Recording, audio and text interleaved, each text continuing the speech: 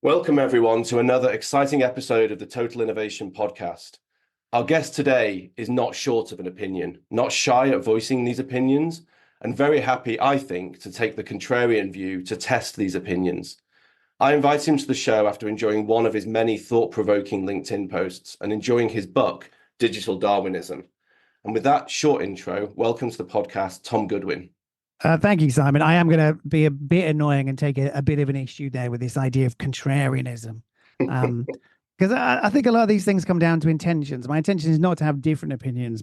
I just have thoughts and beliefs and ideas, and I share them on social media. And I guess the ones that are most provocative and annoying are the ones that travel furthest.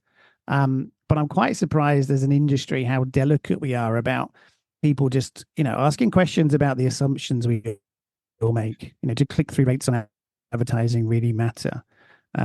Should AI be used to make things cheaper and faster rather than better? Like I'm just a sort of a gobby stranger that's just interested in learning more about the world. All right, you're taking a contrarian view to my contrarian view. I think a place to start. I'm doing myself no favors. Yeah, good. And I get that. I think maybe it's a contrarian user to a certain degree of social media, right? Which has become a little bit of an echo chamber of stuff. And so, yeah, you do stand out. And as a result, you get a lot of engagement with the things that you put out there, which might feel a bit contrarian, or maybe it's just a different approach. And it seems to work. So maybe it's an approach that other folks should pay more attention to as well. Before we get too deep into that, for folk that don't know you, and you are fairly well known out there, but the folk that don't, you just introduce yourself a little bit and maybe talk a little bit about the concept of digital Darwinism as well. Yeah, so I'm very lucky in that I travel around the world looking at things and people, and I read a lot. And my role is to understand how technology is changing the world, how that's changing the rules of business, how that's changing the possibilities out there. And then I turn that into stuff that's a little bit more useful, which is kind of consulting and keynotes, primarily sort of oriented around digital transformation. I guess you can kind of blend that into innovation, but how can companies make more money by doing things better is the general theme. And the sort of notion of digital Darwinism is kind of based on this idea that a lot of the rules of business and a lot of the shaping parameters for how businesses operate have changed. Not everything. I don't think the pace of change is necessarily faster than ever, but we are now in a situation where big companies could probably do things a lot better. It's now easier to build something new than it is to change something that's old. So the approach of digital Darwinism really is to look at people, look at technology, and figure out what you can do better, and then create some clear steps to do that. And the post that you responded to online that led me to reach out finally after years of thinking we should really connect.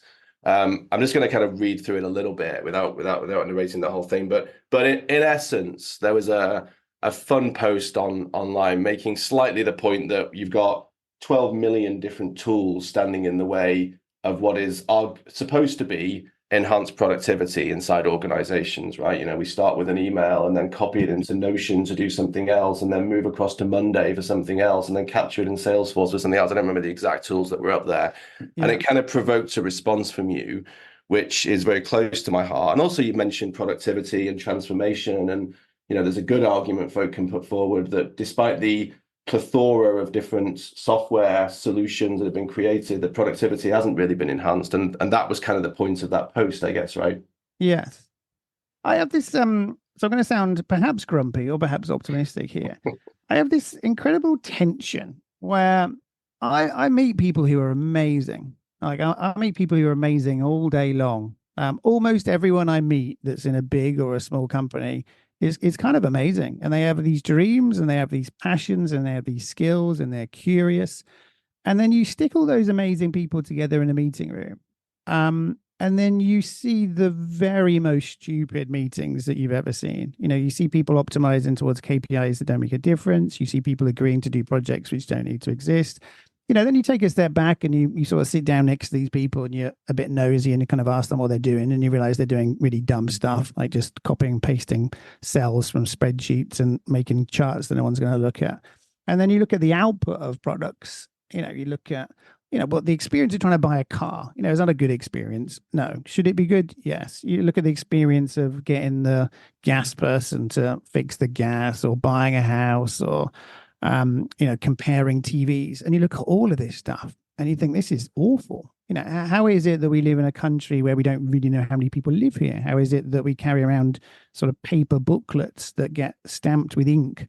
How is it that the vaccine passport in the US was printed on cardboard that was black and white, too big for a wallet, and there wasn't even a database behind it?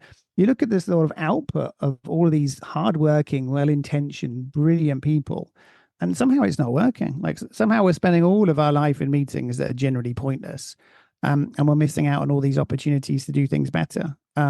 So I get very, very frustrated. And some people look at that and they think I'm this wonderful, optimistic person that wants to make the world better. And some people think I've got first class problems because I moan about how long it takes to change your seat on a flight. Yeah, but I think what you're really trying to do is just pick up on the more tangible things. I don't remember if you interacted with this post or I saw it somewhere else, but there was a similar view on that this week of, I don't need AI to help me be more creative and write better things. I want it to help me get rid of some of the boring jobs like doing the laundry and stacking the dishwasher and the things, the life admin that, Yes. that means that I can get in to do the more creative, more fun things as a human being. I think there's a little bit of that piece in there that maybe we tend to over focus on the wrong aspects, the wrong problems, right? From to try and take an innovation lens on this. We're in a weird place. So fundamentally, technology is absolutely extraordinary, and it combines with other forms of technology to make this absolutely bananas good canvas of possibility. I don't know that much about coding, but in about 2009, I sat down next to a very good coder while I worked for a digital agency, and we were making a second screen app for a TV show. And every time I said to this coder person, is there a way to do that? They'd be like, yeah. And then I'd sort of think, oh, that was sort of easier than I thought. And then a bit later on, I'd say, is there a way to have like a real time map? And then you can sort of pull in data from there. And they'd be like, yeah, that's quite easy, actually. And I sort of learned that technology people are amazing at making things happen. People like me are pretty bad at instinctively knowing what's really hard and what's really easy. And I think we're in this weird moment in time. And I don't mean to be offensive here, but the sort of technology people are kind of leading the way. They're the people developing the product roadmap based on what's easiest to do. They're the people that are kind of in charge of product delivery. And I don't think they're very well placed to understand business. I don't think they're very well placed to understand people. So they tend to do a good job of creating solutions to their problems. So how do I get a pizza if I'm hungover? How do I get my clothes cleaned? Because I don't live with my mum anymore. How do I talk to girls or guys? They're very good at creating solutions to their own problems. How do I make art? How do I make a movie? They're terrible at solving the problems that real people have. So I would love there to be a better approach where these tribes kind of come together, and where people with imagination and people with empathy and people who understand the real business problems that are being faced, people who understand the kind of core competence of a company, people who understand the brand and the values. If those people can kind of just dance a lot more with technology, but get a little bit more power, then actually, what should a bank feel like in 2026? That's an interesting project to work on. What types of insurance can we invent that don't exist? How can we pay for products and services in a different way? What new business models are there to sell stuff online? I just think there's all these really, really amazing kind of briefs to work on like that. And somehow, if you look at what's been done, it's very sort of superficial, and it's quite unhelpful. The metaverse wasn't really very helpful. Blockchain wasn't really very helpful. Apple Vision Pro isn't really that helpful. How do we do things that help people live better lives? So and I think that's where a lot of the hype has sat, right? A lot of the money chasing, I guess, as well, from that Yeah. perspective. So how do we reconcile that? Like, where do the money's going in that direction, the enthusiasm, the excitement, I guess let's call it the innovation theater to a degree, Yes. going in that. Is that just because we're in a, step X of a multi-stepped process towards a big change, or is it just human nature that's just moving us in that direction and we're not really moving anywhere? It's a very good question. I mean, let's sort of let's focus this on maybe the types of people who listen to this podcast, which I guess are people in innovation or maybe people who work in kind of big companies. I think big companies are really bad at doing innovation properly. I think it's incredibly hard to create a business case for something that's not been done before. I think it's incredibly hard to make anything happen unless there's a business case. I think companies are terrible at recognizing that the cost of doing nothing is quite often massive because it's a kind of lost opportunity. So I'm aware that most innovation is kind of like, double art on a Friday at school. It's not why people went to school. It's not what people think is core for their career. It's just a little bit of fun. It's the kind of brainstorm with the post-it notes in the sofa with the funky looking sofas. Maybe even a neon sign saying innovate. We haven't come that far from that. I think companies need to recognize that innovation is actually one of the greatest levers that they have to pull. The better products and services are like pushing water downhill rather than pushing water uphill with giant advertising budgets. So I think we need to create a culture where people recognize the enormous ability of companies to create really serious business value from doing this. I tend to think that companies are not screwed. There's a lot of innovation, future-y people who kind of go around saying, you either disrupt or you're dead. I don't think that's true. I think most banks are going to be around for a long time. Most insurance companies are going to be around for a long time. Most energy companies are fine. Most car companies are probably kind of fine. Although that's a bit more debatable. I think companies should just do this because that's why they got created in the first place. Every company started as a small, thirsty, hungry, agile, brilliant place. How do we get them to how do we get them to sort of reinvent themselves continually? How do we get them to really enjoy this process? How do we get them to take more risks and be comfortable with that? I think there's a lot of work to be done, and I think it's all good fun. Part of it, I think, there's a lot of work goes into trying to predict the future, spotting trends, understanding what these emerging opportunity spaces might be. But yet, no matter how good we are in whatever domain that is in, with all this data flying around, I feel like a lot of companies were caught by surprise in the emergence of, OpenAI, or let's take an even more anodyne example, by the performance of Spain in the Euros this year, right? There's all this data that flies around, yet we don't really know much, right? And so I did see a quote recently, I think it was from the CEO of Reddit, that said, trends are dead, basically, because they bend so quickly these days, we can't predict them. And the big ones still catch us by surprise. So I'm sort of moving us around a little bit on that, but do you have a perspective on that? So I'm not like a history scholar, and I'm not a genius. Um, I've got a pretty good track record of understanding where things are going. Um, like actually a really good one. I mean, like if you bought Alexa on day two, like I did, and then you played with it for about 20 minutes, it was quite obvious that it wasn't going to change the world. It was quite obvious that it was a really bad way to order laundry detergent. It was pretty obvious that it's not how you're going to check traffic conditions. Um, it was likely that it got better fast than it did, but by looking at people and by looking at the past, it's quite easy to get a pretty good sense of what's going to happen in the world. Um, because history has some cycles that always repeat themselves. There's always the tech diffusion curve. I think it's the work of Perez. There's always periods of hysteria. There's always periods where it makes sense. There's always periods where people make money. And if you look back at history, it happened with every single technological revolution. If you look at the sort of fundamental physics of all of this stuff, it's quite easy to get a sense of the broader picture. It's quite easy to see trend lines coming. I mean, people today still seem to be quite surprised that people buy things online. If you plot back the percentage of goods that are bought online, it's a very linear line. Apart from the whole COVID thing, which is a completely different conversation, the macro trends are pretty easy to see. There is this sort of sense that everything's moving faster than ever. I think quite often we're just a lot closer to it. I mean, it's possible to get second by second information bursts on who's resigned at OpenAI. It's possible to get real-time information on a Turkish coup that actually didn't end up being a coup.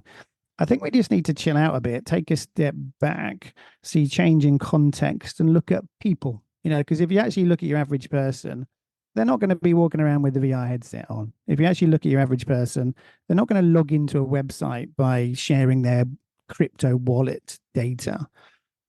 Almost everything, it's actually quite easy to get a fairly robust, fairly accurate opinion. The details, are people going to pick up coffee through the Starbucks app, or are they going to feel awkward walking to the front of the queue? That's quite hard.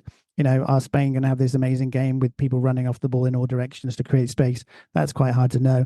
But generally speaking, you know, things like the phone being very important to us, things like people wanting things to happen more easily and quickly, things like people needing brands to give their life meaning, to help them make purchase decisions, to show off who they are, to demonstrate status. These are all things that have been around for about 5,000 years, and I don't think they're going to change that time soon.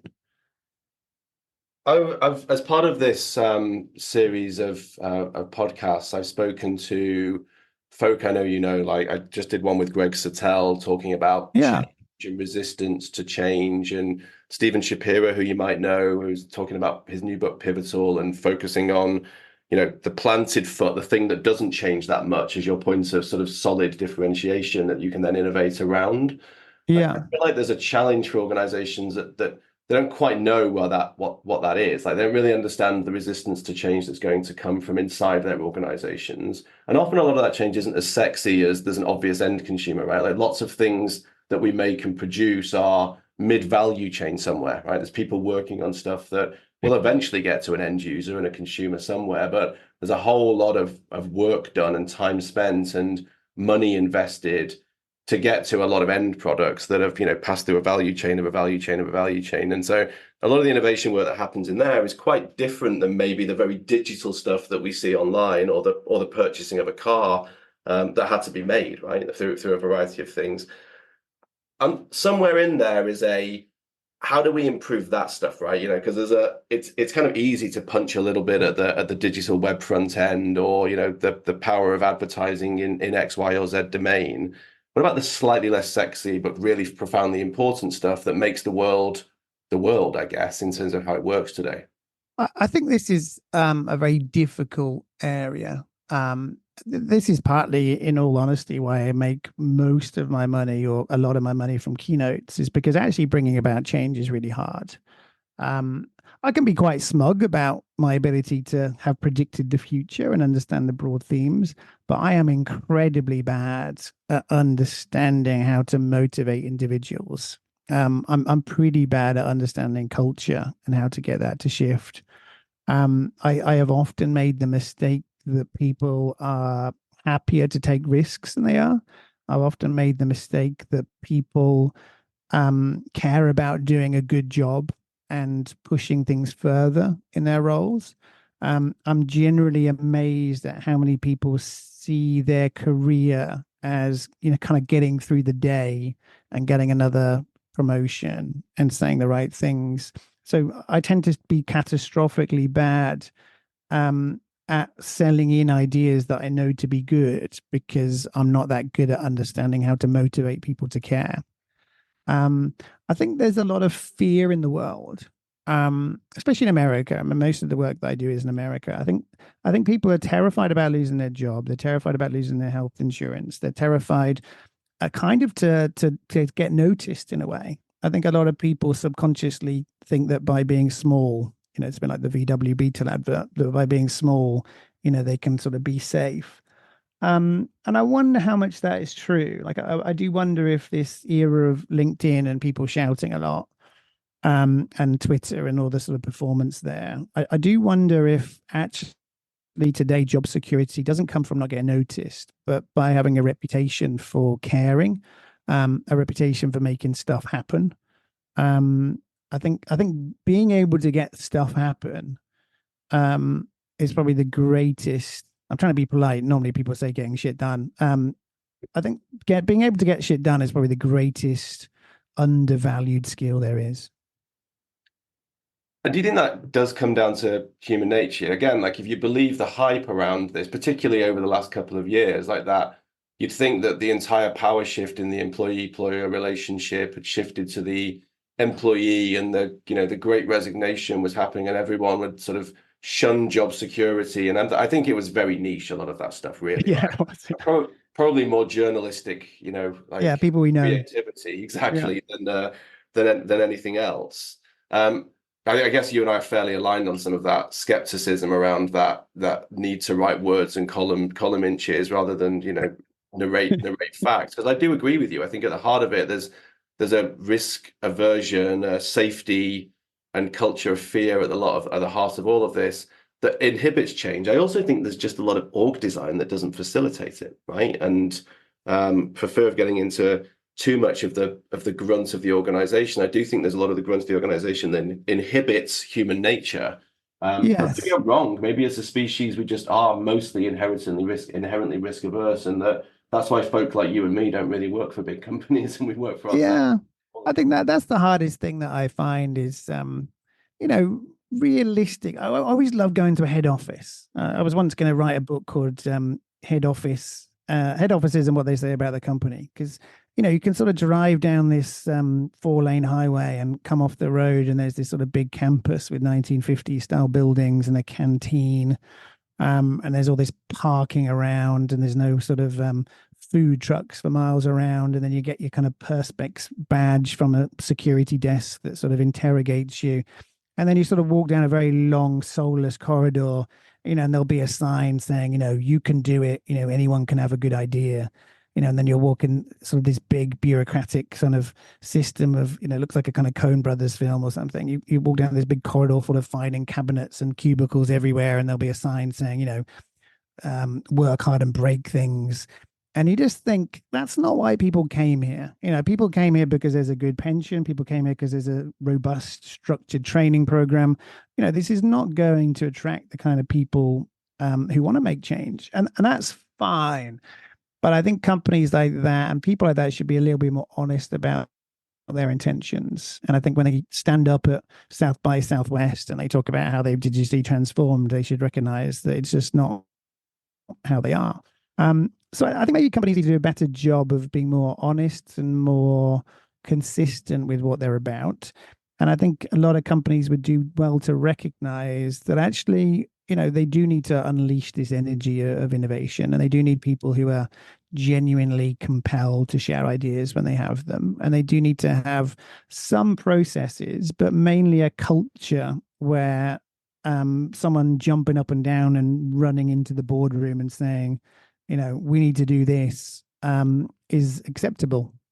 We need to have a culture where, as part of your performance review, you should not just the sort of classic share failures thing, but almost be like, here are two ideas that I had that I cared about so much, I risk getting fired. Or here's like a genuine, misunderstanding I had about the world and what I've learned from it. Like, I think we really need to double down on some of that stuff.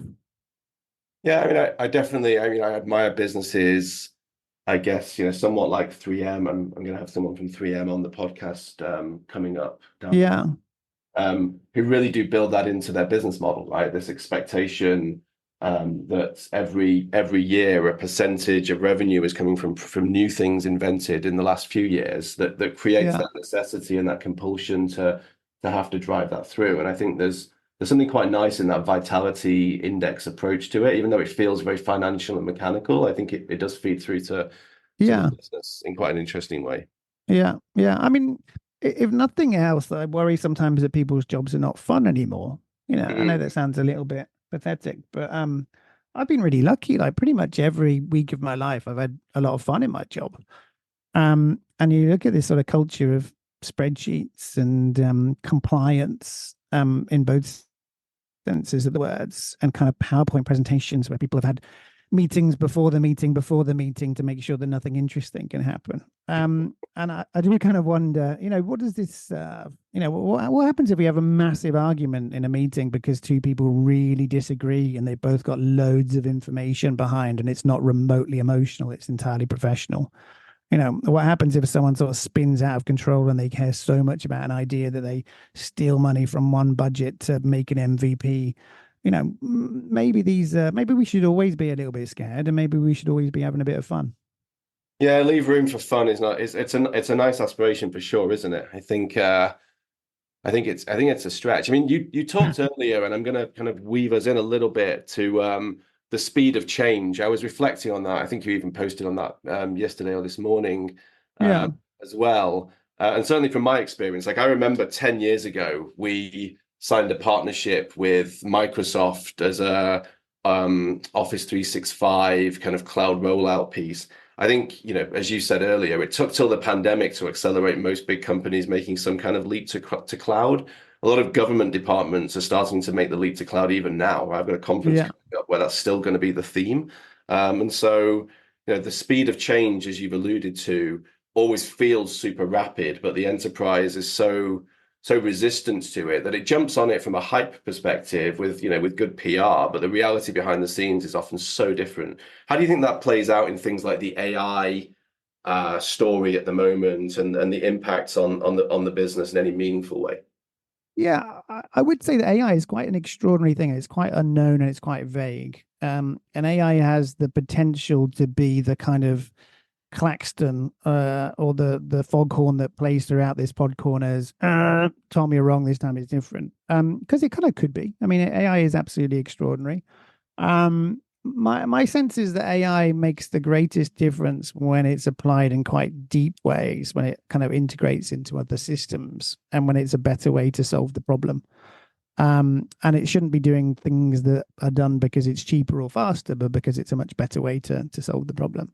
So I think there is the potential for this to be one of the great kind of paradigm leaps in the world. That there are times when there is a technology that's so extraordinary, like electricity, like computing, like the internet, where there is genuinely an environment where people that jump on it quickly, not necessarily first, in fact, rarely do the first movers win, but they jump on it quickly and profoundly and deeply, and they create things that have never been seen before.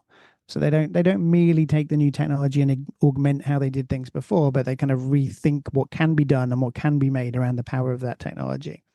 And I think AI has the potential to be a kind of an accelerant that we rarely see. Um, but that doesn't mean that companies have to be running around like headless chickens, sort of doing everything and talking about everything and uploading all of their private sensitive data to cloud systems that other people can hack. It means that companies need to understand this and they need to experiment with it and they need to have a culture of curiosity. And they need to keep it in mind when they're having conversations and they need to find the right moment to kind of pounce on it with the right technology. So I do think it has the ability to somewhat negate many of the things that we've said. I do think it has the potential to roll out more quickly and to create an awful lot of change very, very quickly. But that doesn't mean we're talking about months or weeks or days. That probably means we're talking about years. And we should remember that we're just so close to everything. Everyone's so obsessed with, what's Chat GPT 3 versus 3.5. How does it compare with Claude? What does Sora mean? Everyone's so sort of driven to be the first person to kind of write the piece. That I think we need to. A good way to think about change, I think, is to imagine a kind of a newspaper that's written every year, and you have to kind of write a piece about all of the changes that happened in that year and what they meant. And I think if you act like a CEO that almost reads an annual newspaper, that's probably a good way to jump on things that are actually going to make a big difference. Yeah, I was playing with this new open source LM yesterday called Moshi coming out of France, and it's interesting, but it does this. There's a video going around of it, which is quite funny. I encourage people to check out where it creates, if it gets a bit lost, it creates this terrifying scream that sounds like it's coming out of, I don't know, it's like the film The Ring, if you've seen that or something. Yeah. It's pretty eerie, and I was like, I feel like that's the voice inside certain people, like the LLM's heads at times as they're kind of getting bashed around. Quite a lot of inane stuff, I think, at the moment. as you go. So yeah, somewhere in there was a slight parody of the Yeah, of the thing that we're playing around with at the moment, which is, it is, right. It's a massive global experiment. I still yeah, think within a very niche bubble as well, right? This is not like it's mass market in its adoption or utility. It's also a bit Wizard of Oz, right? There's a lot of people, there's a lot of humans behind the scenes being the Wizard of yes. Oz on this stuff right now as well, teaching, training, retraining. Absolutely. I mean, I think one thing to recognize is the survivorship bias that happens with this stuff. It reminds me a bit of those sort of game shows. I think it was the Generation game where they got like an expert in cake making to make a cake and they do it brilliantly. And then the people on the show would try and make a cake and they do it very badly. Or it was a pot. Often it was a pot. And when you see what can be done with this technology, it's easy to feel like it's going to change everything. But then you actually try and use it for a real case and you realize that often the outputs aren't that good. Even if you spend time interrogating it, the outputs are not that good. Often there are flaws that a technology person can't see, but someone that actually knows how that world works can see. And often the people going around saying this is going to take the jobs of architects or graphic designers or movie makers, those are people that are simply demonstrating they don't understand what these jobs involve. They're simply understanding that they don't understand the economics of how an industry works, which is not to say this isn't transformative, but I think most of the things that people are using it to be done and most of the discourse is it's quite naive, to be honest.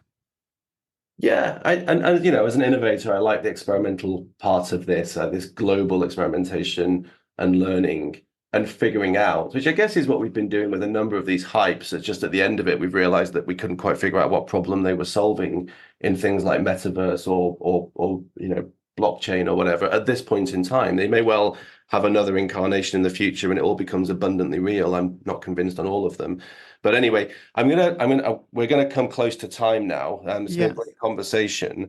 I'm gonna end it with you said, people may think that I am either an optimist or the opposite side of that coin. I think you are an inherent optimist in all of Yeah. this, and maybe you agree, maybe you don't. What is it? What is it? What is it gives you that greatest cause for hope? Is there stuff that you've seen that you're like, okay, we've got to repeat more of this, or emerging things that come through that I don't know, put a flutter in your heart and a smile on your face in this world of, fear and whatever it is, complexity at the moment. I'm kind of obnoxiously optimistic about pretty much everything. I think that there's never been a greater creator of value and lever for humanity to accomplish more than technology. And we have the best technology we've ever had, and we have more imagination and more resource than ever before. So we will create problems and we will exacerbate some existing problems, but net net, unleashing the power of human potential and creating lots and lots of value and wealth can only be a good thing for the world. We now have the internet and cheap mobile devices, and that means that anyone anywhere on the planet can pretty much read and learn about absolutely anything. Anyone on the planet could decide to learn a new language, could figure out how to code, can interrogate ChatGPT and learn about anything as long as they question it.